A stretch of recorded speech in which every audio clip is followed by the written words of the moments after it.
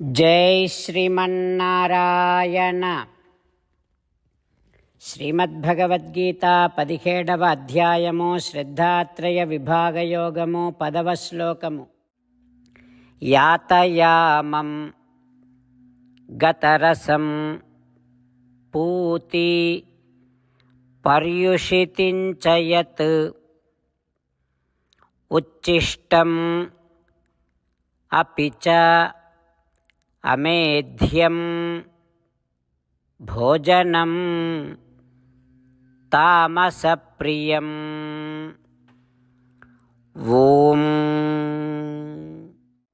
గీతాచార్యుడు శ్రీకృష్ణ పరమాత్మ అర్జునుడితో పాటు మనందరికీ శ్రద్ధాత్రయ విభాగ యోగాన్ని ఉపదేశం చేస్తూ ఉన్నాడు. పరమాత్మ ఈ రకంగా అంటూ ఉన్నాడు, అర్జున, వండిన తర్వాత చాలా కాలము ఉంచబడినటువంటి ఆహారము, సహజమైనటువంటి రుచిని కోల్పోయినటువంటి ఆహారము, దుర్గంధము కలిగినటువంటి ఆహారము, కలుషితమైనటువంటి పాసినటువంటి ఆహారము, అపవిత్రమైనటువంటి ఆహారము, ఇతరులు ఎవరో తిని పడవేసినటువంటి ఆహారము, ఇట్లాంటి ఆహారము తమోగుణ స్వభావము కలవారికి ఇష్టమవుతుంది అంటూ శ్రీకృష్ణ భగవానుడు ఏ ఆహారాన్ని తామసిక ప్రవృత్తి కలిగిన వారు ఇష్టపడుతూ ఉంటారో చెబుతూ, ఏ ఆహారము తింటే తామసిక ప్రవృత్తి మనలో పెరుగుతుందో కూడా తెలియచేస్తూ ఉన్నాడు. ఆ పరమాత్మ ఉపదేశాన్ని మనసారా స్మరిస్తూ రాజస తామస ఆహారాలను విడిచిపెట్టి సాత్వికమైన ఆహారాన్ని తీసుకునే ప్రయత్నము చేస్తూ శ్రీమన్నారాయణుడిని పొందటమే జీవిత లక్ష్యముగా పెట్టుకొని శ్రీమన్నారాయణుడిని మాత్రమే శరణు వేడుకుంటూ పరమాత్మ పలికిన పలుకులను అదేవిధంగా పలికే ప్రయత్నం చేద్దాం. యాతయామం గతరసం పూతి పర్యుషితించయత్ ఉచ్చిష్టమపి చామేధ్యం భోజనం తామసప్రియం. అంతేకాకుండా మనం ప్రతిరోజు శ్రీమన్నారాయణుడికి ఒక 8 పనులు చేస్తాం అని మాట ఇద్దాం. ఎందుకంటే శ్రీకృష్ణ భగవానుడు 18వ అధ్యాయములో 65 నుండి 70వ శ్లోకాల ద్వారా శ్రీమద్భగవద్గీత అంతటికీ సారభూతముగా మనకు 8 పనులు చేయమని చెప్పాడు. అలా చేస్తే చాలు, నేను మిమ్మల్ని అన్ని విధాలుగా రక్షిస్తా అని ప్రమాణపూర్వకముగా ప్రతిజ్ఞ కూడా చేశాడు. అందుకని శ్రీమద్భగవద్గీతను అంతటినీ విన్న తర్వాత అర్జునుడు కూడా చివరకు కరిష్యే వచనం తవ, కృష్ణ నువ్వు చెప్పినట్టే చేస్తా అని అన్నాడు. కనుకనే భగవానుడు అర్జునుడికి అన్ని విధాల విజయాన్ని అందించాడు. మనం కూడా ప్రతిరోజు శ్రీమన్నారాయణుడికి ఆ రకంగానే మాట ఇద్దాం. 8 పనులు చేస్తాం అని మనము మాట ఇస్తే అది అష్టాక్షరీ మహామంత్ర జపము చేసినటువంటి ఫలితాన్ని మనకు ప్రతిరోజు ఇస్తుంది. ఇట్లా మాట ఇవ్వటం కంటే గొప్ప పూజ, యజ్ఞము, తపస్సు మరొక్కటి లేనే లేదు. అందుకని నేను అంటూ ఉంటాను, మీరు మనస్సులో భావిస్తూ ఉండండి. ఈ రకంగా మనము మాట ఇస్తూ ఉంటే శ్రీకృష్ణ భగవానుడి ముఖారవిందములో కలిగేటటువంటి ఆనందాన్ని మనం ప్రతిరోజు దర్శిద్దాం, ఆస్వాదిద్దాం. జై శ్రీమన్నారాయణ. హో శ్రీమన్నారాయణ, నువ్వు చెయ్యమన్నట్టే నేను నిన్నే సంతతము ధ్యానము చేస్తూ ఉంటా. హో శ్రీమన్నారాయణ, నువ్వు చెప్పినట్టే నేను నీ భక్తుడిగానే ఉంటా. హో శ్రీమన్నారాయణ, నువ్వు చెయ్యమన్నట్టే నేను నా విధులను కర్తవ్యాలను నీ సేవగా నీ తృప్తి కోసమనే సక్రమంగా నిర్వర్తిస్తూ ఉంటా. హో శ్రీమన్నారాయణ, నువ్వు చెప్పినట్టే నేను నీవాడిని అనే మహావిశ్వాసముతో నీకే నమస్కరిస్తూ ఉంటా.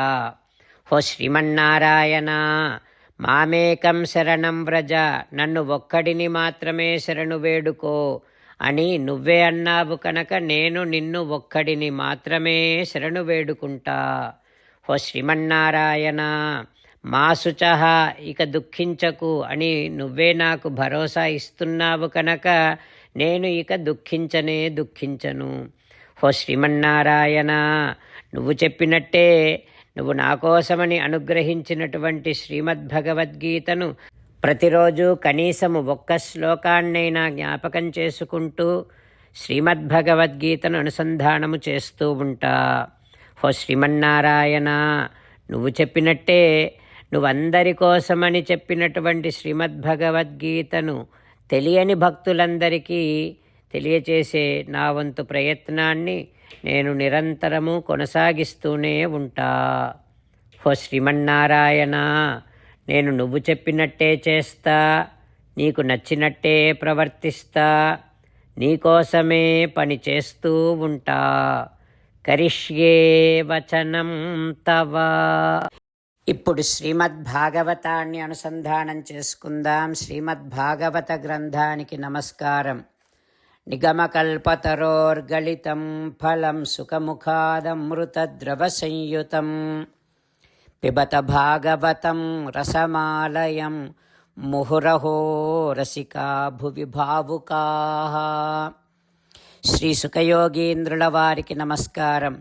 యం ప్రవ్రజంతమనుపేతమపేతకృత్యం ద్వైపాయనో విరహకాతర ఆజుహావ పుత్రేతి తన్మయతయా తరవోభినేదుః తం సర్వభూతహృదయం మునిమానతోస్మి. నరనారాయణులకు, చతుర్ముఖ బ్రహ్మకు, సరస్వతీదేవికి, వ్యాసమహర్షుల వారికి నమస్కారం.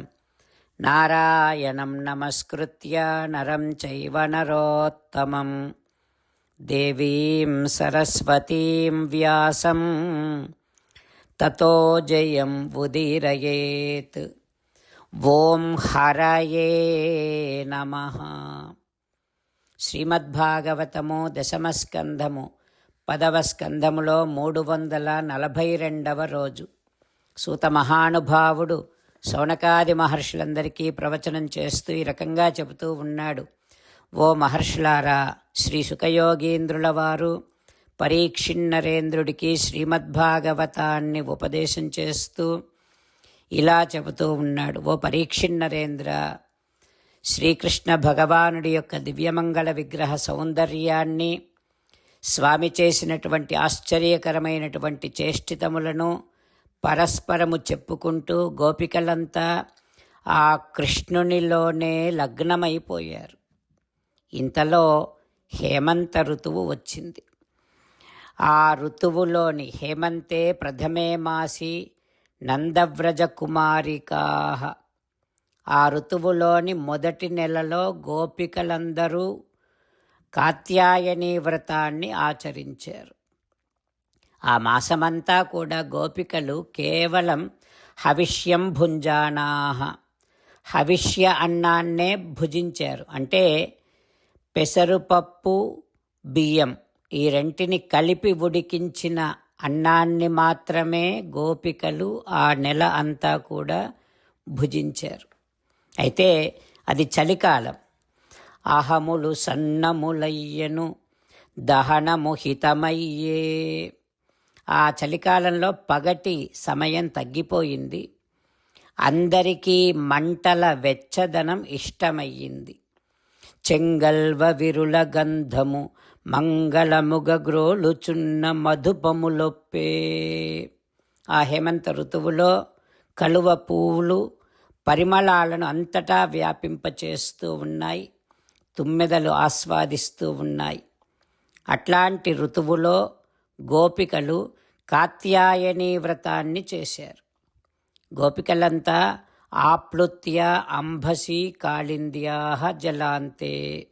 సూర్యోదయ కాలములో యమునా నదీ జలములో స్నానం చేసి కృత్వా ప్రతికృతం దేవీం, అక్కడి ఇసుకతో కాత్యాయని అమ్మవారిని అంటే దుర్గా అమ్మవారి యొక్క ఒక విగ్రహాన్ని, ఒక మూర్తిని తయారు చేసుకున్నారు గోపికలు. చేసుకొని ఆరాధన చేస్తూ ఉన్నారు. ఎందుకని? శ్రీకృష్ణుడిని పతిగా పొందటము కోసం ఆ దేవికి పుష్పాలను సమర్పిస్తూ ఉన్నారు, ఫలములను సమర్పిస్తూ ఉన్నారు, ధూప దీపాదులను సమర్పిస్తూ ఆ రకంగా గోపికలంతా గోకులములో కృష్ణ భగవానుడిని తమ పతిగా పొందటము కోసమని కాత్యాయని అమ్మవారిని ఆరాధన చేస్తూ ఉన్నారు. ఆ తర్వాత ఏం జరుగుతుందో రేపు తెలుసుకుందాం. ఓం హరయే నమః. ఓం శ్రీకృష్ణ పరబ్రహ్మణే నమః. ఓం అస్మద్గురుభ్యో నమః. ముకుందమాల. కృష్ణో రక్షతు నో జగత్రయగురుః. కృష్ణం నమస్యామ్యహం. కృష్ణేనామరశత్రవో వినిహతాః. కృష్ణాయ తస్మై నమః. కృష్ణాదేవ సముత్థితం జగదిదం. కృష్ణస్య దాసోऽస్మ్యహం. కృష్ణే తిష్టతి విశ్వమేతదఖిలం. హే కృష్ణ సంరక్ష మాం. శ్రీమద్భగవద్గీత 17వ అధ్యాయము 10వ శ్లోకము. యాతయామం గతరసం